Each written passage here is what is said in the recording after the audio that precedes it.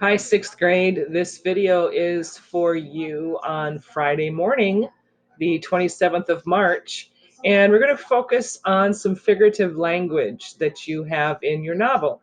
Hopefully you're enjoying reading Tuck Everlasting, and we're going to talk about three different types of figurative language. The figurative language that is used in stories helps to make things real interesting and exciting, and it gives more detail and description and brings things alive to the reader. We're going to talk about similes and metaphors, and my favorite, which is personification.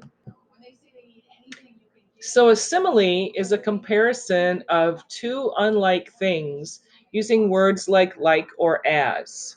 For instance, you could say something like, your eyes are as blue as the ocean. And what two things are being compared in that comparison? Eyes and the ocean. They're as blue as each other. The eyes are as blue as the ocean. Or your eyes are like saucers. We have the eyes being compared to like the saucer you would have for a coffee cup. Now, similes are oftentimes used to help describe how something feels or how it looks or tastes or sounds by comparing those two things that are opposites, or not necessarily opposites, but they're not the same thing. They're two opposite things or two different things. Now, a metaphor is very similar to a simile in the sense that it compares two unlike things, but the difference is it doesn't use words like or as. An example of a metaphor might be, he is a bull in a china shop. Now, that doesn't mean that the boy is a bull in a china shop, but it's implying that the boy is behaving as a bull in a china shop would, meaning it's making a mess of everything. So metaphors compare two opposite things or two different things and don't use like or as. And a simile compares two different things and uses like or as. And the last form of figurative language that we're going to look at for your assignment on Monday is personification. And the root word in personification is person or personify. And what that means is personification gives human characteristics to non-human things. So if you think about, for instance, the wind whistles through the trees. Winds can't whistle, but as if they're personified, they do. Something else might be the trees squealed in the forest as the storm came through.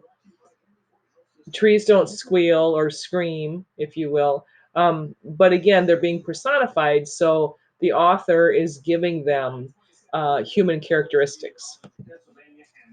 So the assignment that you will have for Monday, excuse me, the assignment that you'll have for Monday is going to give you a list of several statements from your novel, and you're going to decide if they are a simile, a metaphor, or an example of personification. And all you'll need to do is write your answers directly on the assignment page. You also have your grammar assignment 4.5, which has been opened for you today, and that is due on Monday. It was actually opened on Thursday, which is actually today, but this video is for tomorrow. So take a look at your class calendar. You should also have section 3 ready to go. You have section 3. Section 3 in your novel is due on Monday, and so is the discussion point. Make sure that you're doing that. Make sure that you're indicating your answers where you need to answer them and checking the calendar each day to make sure that you're indicating that you've finished the reading, that you have written a response if there is one, that you've turned in your grammar. Just make sure you're watching all of that. So when you see this Friday morning, this will be your launch for your assignments that are due on Monday. So have a wonderful weekend. Enjoy your time with your family. Stay safe, stay healthy, and stay home. I miss you all.